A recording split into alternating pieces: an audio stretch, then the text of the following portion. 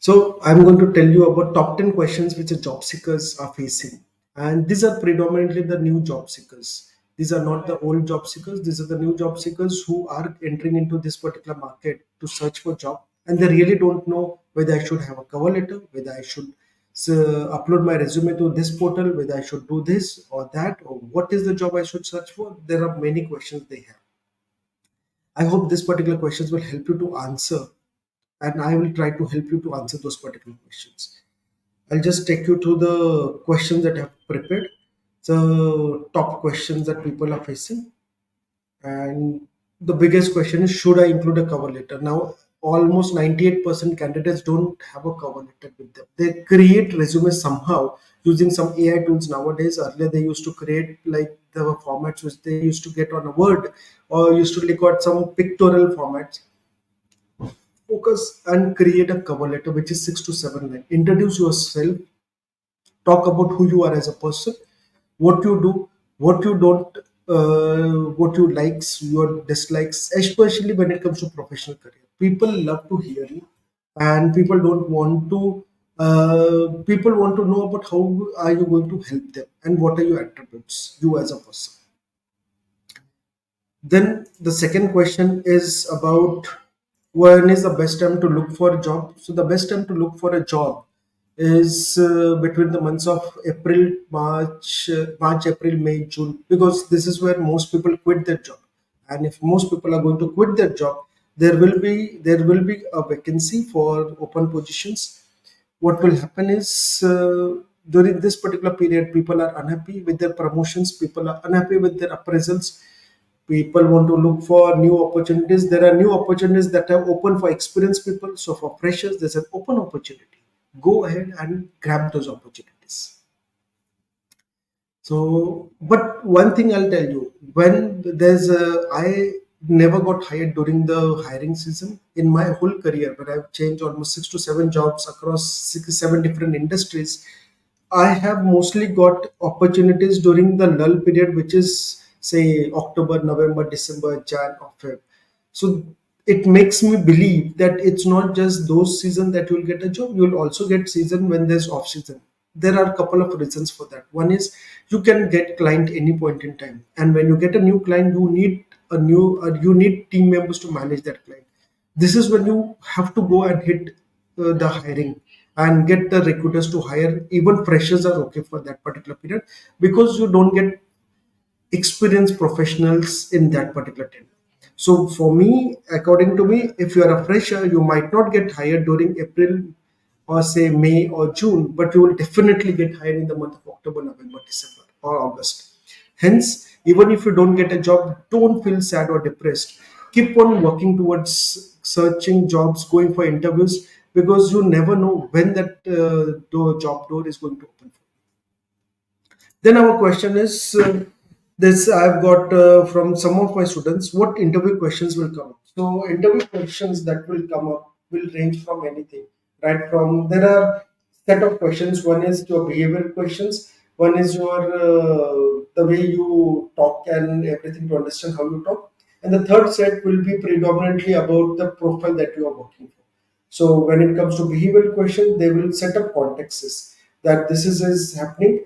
How do you report this thing? Or if this is happening, how do you manage this team problems? How do you manage interdepartmental problems? How do you manage your boss and their problems between you? These are behavioral problems. It talks and it gives insight about your diplomacy, who you are as a person.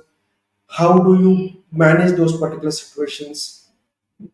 Then comes your thought process questions about how do you think. So it will be mostly about tell me about yourself, what is your greatest weakness, what is your greatest success, who do you think that you like the person most, any campaigns that you like, any applications for tech people, any applications that you like, and so on and so forth. I'll create a specific session for you people about how to answer those questions. In this, I'll just give you an overview about what type of questions you'll hit up across. Then the third set of questions are predominantly about your area of work. If you are an engineer or if you are a tester, there will be tests regarding to understand your coding skills, testing about how do you test and the different areas that you test across. If you are a marketing professional, then there will be about your thought process about a particular campaign. How do you think that you can create a campaign out of this? If you're a creative person, then they will give you a brief and they will ask you to create a creative for that. If you're a content writer, they will give you a brief and ask you to write a content around that. So these questions will vary because these are predominant about a job related. But if you are able to clear at least 50 to 60% across these areas, you stand a chance to go to the second level. But the most important question is your behavioral and the personal attribute level. When it comes to your job profile, you can always get trained because they will test out whether you are trainable, whether you have teamwork skills. You as a fresher, nobody looks towards you as a leadership, but you need to work as a team. You need to be diplomatic. You need to know how to get your work done from different team members. That is a skill. That is what they are going to test you about. Now let's look at our question after that. So our question after that is what job search site? So which job search site should I visit? So which job search site you should visit? You should visit all the job search sites, right from your Naukri.com, your Monster, Indeed, or with the LinkedIn or say Times Jobs. You should create your profile on all job search sites because it increases your SEO. So whenever somebody is searching for your profile, they will see your profile popping out across all those particular places. They will also get your profile for all those keywords. Not just this, the plus point is if there's a company who is using Times Jobs but not Naukri, then still you get you stand chance over there. If somebody is using LinkedIn as for recruitment, then still you have a chance over there. So create your profile on all the job search sites because the more the calls you get, you have more options. It is always good to have say 10 interview calls and you get selected at 5 places and you have options instead of you get selected you go get called for only one interview and you don't have any option with you because more options is always better in life. Should I apply for a job even if I don't have required experience? Yes, you should apply for a job because experience is not about that you have worked at some particular position. Your experience is about who you are. You have worked as a part of your team in college for college festivals. You have generated advertisements and sponsorship for college festivals. You have sales skills. You have marketing skills. You have promoted your college festival across social media. You have social media skills. You have content writing skills. You work as a for blood donation drive where you got a lot of people together. You pitched this particular idea. It got approved. All these skills is what your experience is also all about your skills. It's not just about working at a particular certain position. Should I follow up after an interview? Yes, you should follow up after an interview. Lot of freshers feel bad. And the other day, one of my students was asking me that I did 3 rounds of interview, and there's no call for last 10 days. Should I call them? You should call them. You have invested your time. They have also invested your time. Ask them that okay, ask them that you can drop a mail always to the recruiter that I just was hoping to understand whether I've got selected and if I've got rejected, do let me know. I just wanted to understand what skills I need to groom myself. So tomorrow, if there's such kind of open position in your company, you will select me. So this will help you to understand whether you're selected or not selected. And if you're not selected, what will be the reasons for not selection? Because you might be thinking that I have all the skills, but as a company, they might, when they tell you that you don't have this 2 3 skills, then you can always go and groom and get yourself enrolled for those courses. If you are bad at public speaking, if you are bad at communicating, if you are an introvert, they might tell you that you are an introvert, it's difficult for this particular position. Then you can always go to do public speaking courses to become an extrovert. You can always improve yourself. Hence, you should always follow up after an interview. Now, can I reapply for for the position if the company has rejected me or I rejected? Yes, you can apply. You never know. So unless the company has debarred you, okay, or if you are looking for a job at Microsoft or Google, where once they reject you, you can only reapply after 2 years. There's no such company who has this particular. So you can always reapply because if they are not going to select you, how are you going to know? Once you apply again, they will tell you that okay, you had applied 3 months back and now you cannot apply because you need to wait for 6 months. Then okay, you know that you will need to wait for 6 months. But if you apply, If you don't apply, how do you navigate this? So that's why always apply or reapply, even if you had applied over there. And if the company has rejected you at that point in time, now the team might have changed. They might not reject you, they might again conduct an interview.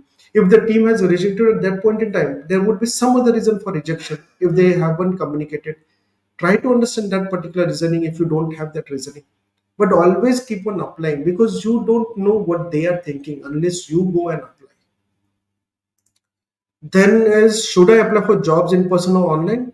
So in person application is good, but it's very difficult to get through. You'll waste a lot of time. Use online job portals to apply all the places. But wherever you get a referral or somebody has referred you that okay, this company has a vacancy, you can go down and meet this person. It's better that you call that person, get an appointment, and tell the person that okay, the so and so person referred me to your company. I was looking out if I can hand you the resume because I'm dropping in that particular area on this date between this time. If you are there, I'll be happy to meet you in person. There's always an option that some people will respond and meet you in person, because this is when you can do an informative interview round. So what is informative interview? Informative interview is where you are not going over there to search for job, you're going over there just to seek some information about the company, the culture, what type of positions are open, how they recruit, and whatever people are recruited. This is just an information gathering. Where, but more often than not, in information gathering only you'll come to know about a lot of vacancies in that company, which now might not be uploaded on any job. Hence, try to get an appointment if at all you are able to get an appointment for an informative round of interview. How do I search for jobs effectively? Now, this is an interesting question that one of my student Dia told me. The problem is, how do I search for effective job effectively? There are, the best part is I'll share you a link of my video which is about using alumni. So according to me, alumni of a college is working at different places in different companies. If you can get across, send a message via LinkedIn to your alumni using your alumni company page, and then tell them that okay, hey, we both alumni from the same college. I was eager to work in a company like where you are working, but I just need some information. This is not an I don't want you to refer me at this point in time. I just want to understand some particular things about the company.